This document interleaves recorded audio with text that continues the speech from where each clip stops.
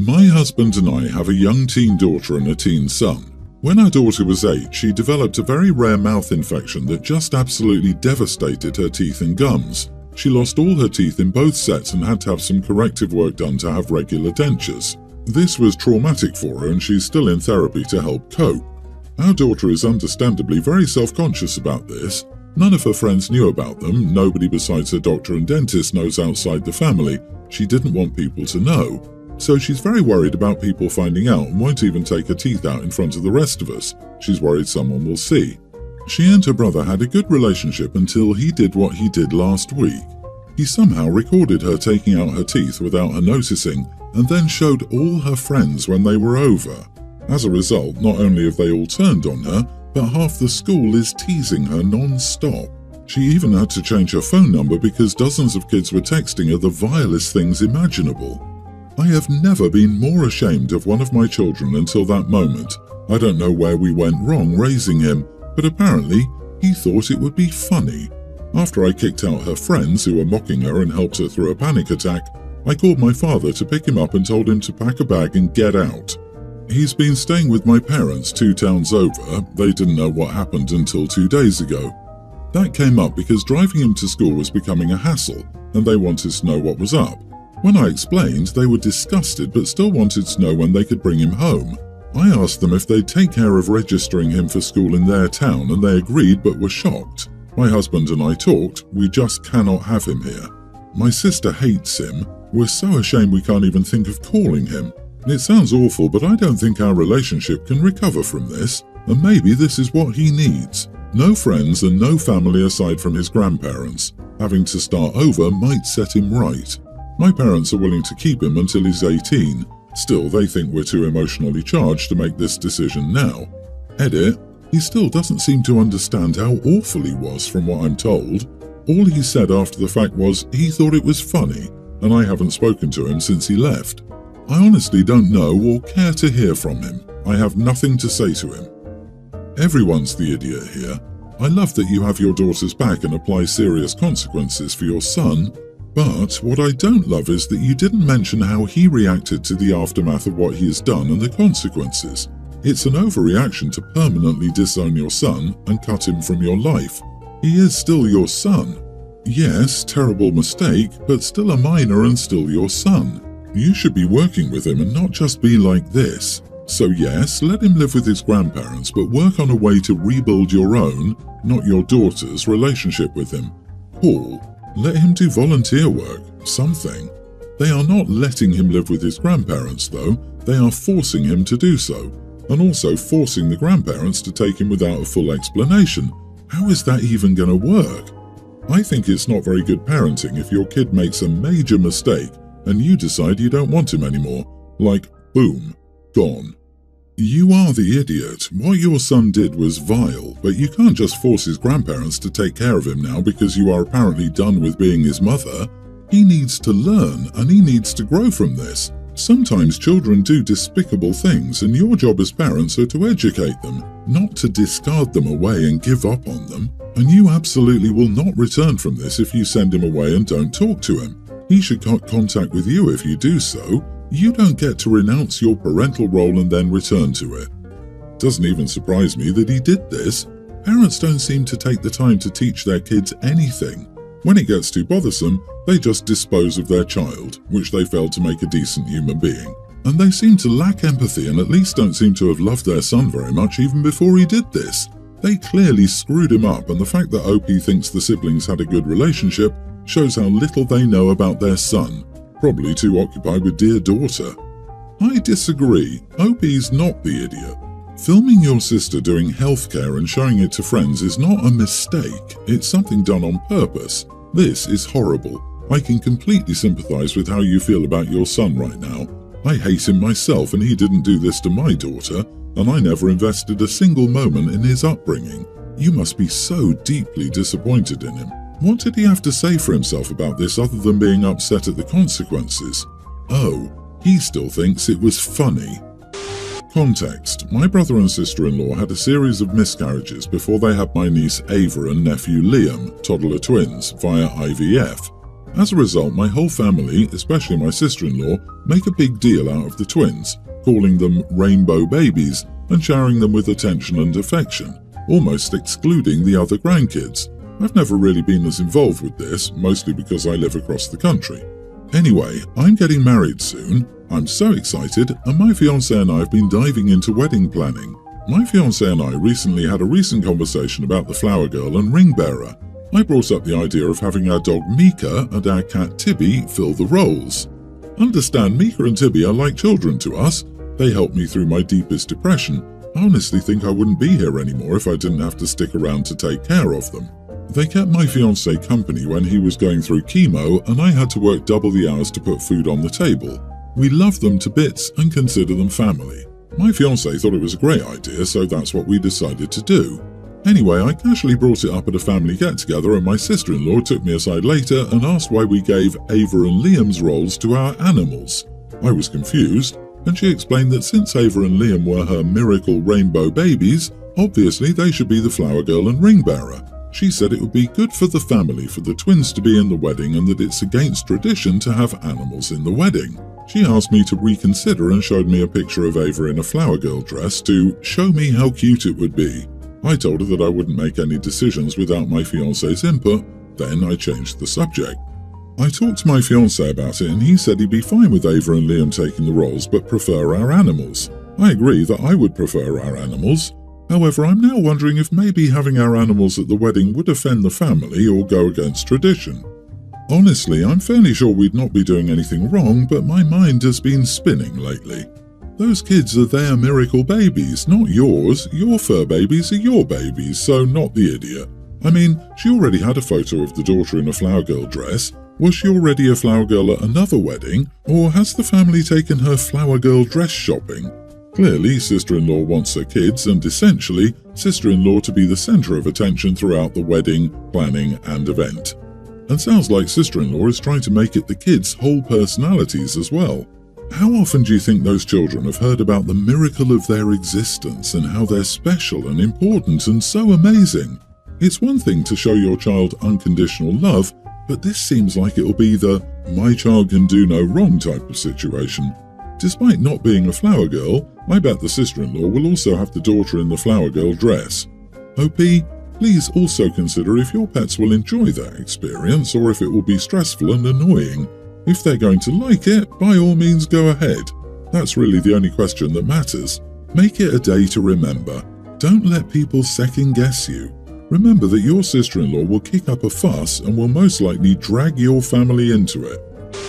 I have a son, teen, with my ex-husband and a daughter, tween, with my current partner. My daughter has one of the most severe peanut allergies her doctors have ever seen. So, to give you an idea, someone touching a peanut, touching someone else, that person touching a surface, and then my daughter touching that surface could cause a reaction, and has before. Because of this, we have to take precautions beyond what's normal for a peanut allergy. We can't eat out, we deep clean the house frequently, and guests have to wash their hands when they come over and avoid touching stuff. It's a lot, and I can understand my son is frustrated, but the issue concerns his father's house. My son also has 2 young half-brothers at his father's house, who, unsurprisingly, eat a lot of peanut butter. Obviously, we can't police what another house does, but it does mean my son has to take additional measures to keep his sister safe. Chiefly, he has to shower immediately before leaving to go to my house, otherwise he could have been contaminated. This is because, as I said, just him being in that house and then touching things could cause a reaction in his sister. He didn't do that last week. He showered, but only the morning of, several hours before I picked him up. He refused to shower again, so I couldn't bring him and had to leave him at his father's. So now his father is accusing me of favoritism and claims I'm abandoning my son. He also said some very nasty things about my partner, also a woman, and said I'm being obsessive. You are the idiot. I was on your side until you said guests aren't allowed to shower, only wash their hands and avoid touching things. Let's be honest, they probably touch things. They presumably sit down, use the toilet, etc. I can't blame you for trying to protect her, but I have a sinking feeling your son may eventually decide to stay full-time at one of the homes. Not the idiot. It's a shower. A shower. A small thing that could keep someone out of the hospital. Many people shower every day anyway, so it's as simple as timing it around that. Your son is a member of the family, and when he's home he won't have any restrictions. He'll sleep at your house, play with his games, touch things as he pleases, and basically live like a human being who's comfortably using his house, unlike a guest who would come into the living room, chit-chat a bit and then go home. Your daughter's safety is more important than anything else. You're taking every measure to ensure she's safe and healthy. You don't want your daughter to die, so obviously she must be the favourite. Unfortunately, your ex has lost his mind. Has your son seen her react before? Does he fully know how serious this is? I think a teen would, although understandably a bit annoyed, be willing to take a shower to not murder somebody. Is your ex filling his head with misinformation maybe? Like, oh, they're just being dramatic, it's not that serious, etc. You should try to get a service dog for her. I've read about another child who's extremely sensitive like your daughter, and she was able to get a peanut-sniffing dog.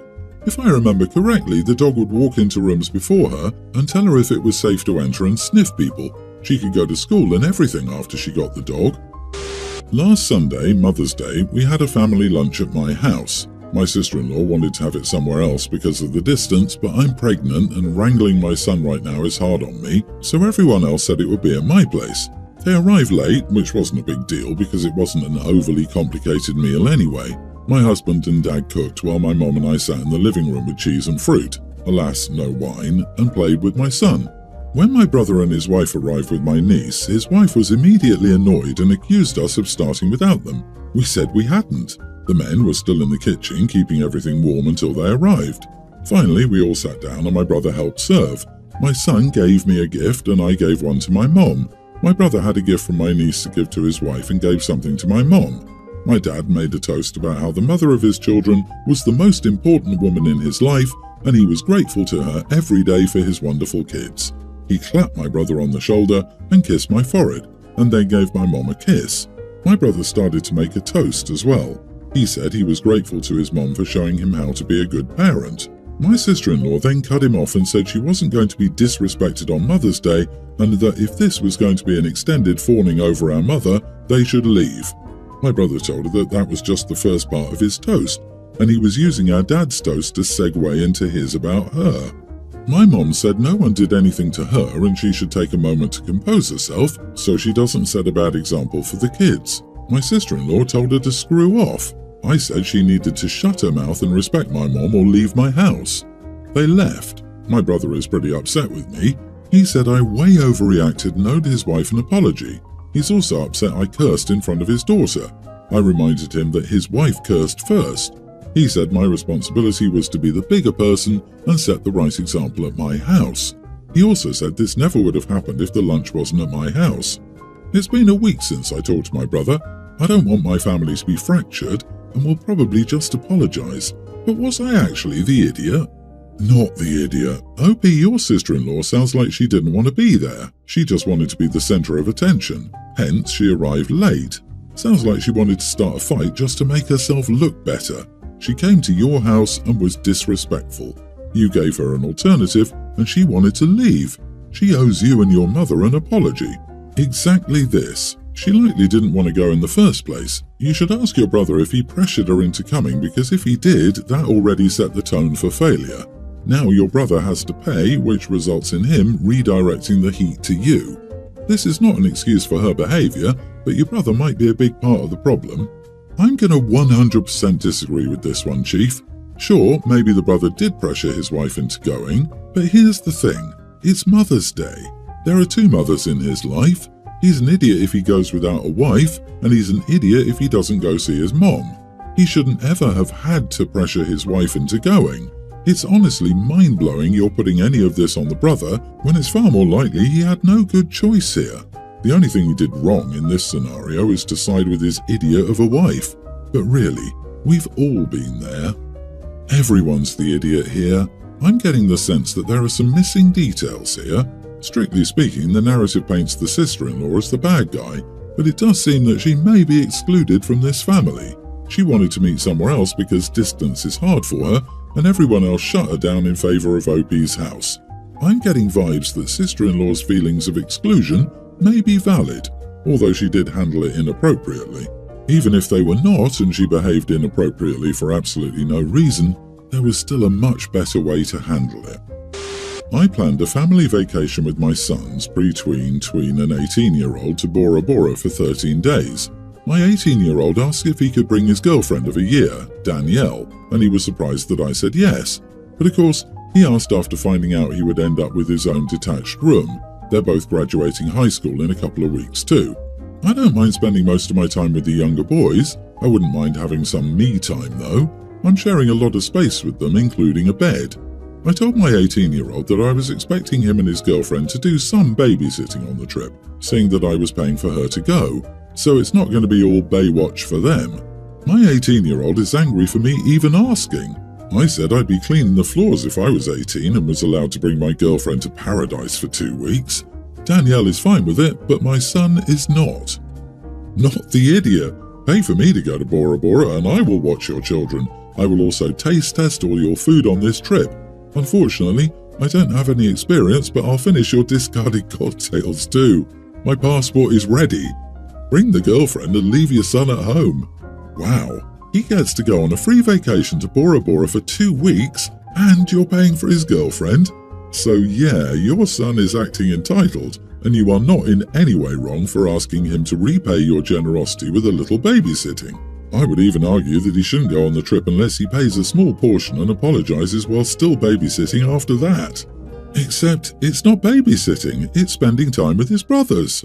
Seriously, what part of the family vacation went over his head? Danielle clearly heard the family part. She's like, "Oh man, my ex-boyfriend's mom and I just took the best trip with her kids. I got my own room and everything." Enjoy your trip.